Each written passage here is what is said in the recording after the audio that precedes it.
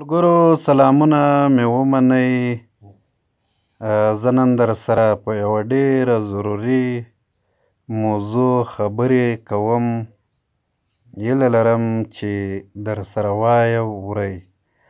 ملګرو دنیا ولاړله، کم پرمختګونه یې وکړو، خو له بده مرغه پښتانه، افغانان، ټول پښتانه یادوم، ټول افغانان، افغان او پښتون، یعنی لوی وطن لري، مځکې لري، غرونه لري، خزانې لري، سمندرونه لري، هر څه خدای، هر نعمت خدای ورکړی دی، معدنیات یې ورکړي دي، خو مګر پښتون بدبخته لا اوس هم د یوه و بل خیرات ته محتاج دی.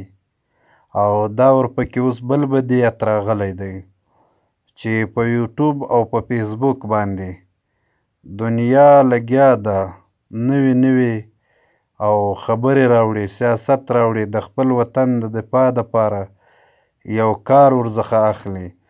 خو پښتانه بدبخته ټوله ورځ په دې لګیا وي چې پلانکي کاشف دومره روپۍ وخوړلې، پلانکي هغسې وکړلې، د یوه او بل کالي کاږي او د یوه او بل توهین کوي او د یوه او بل سپکاوی کوي، سپکې سپورې وایي. ملګرو لږ په خپل ګریوانه کې وګورئ، تاسو دا په څه لګیا یاستئ؟ تاسو دا د خپل وطن حال او د خپل وطن د آبادۍ، سوکالۍ، د امن دپاره تاسې باید کار وکئ، نه دا چې ټوله ورځ په یوه بل پسې سپکې سپورې وایي.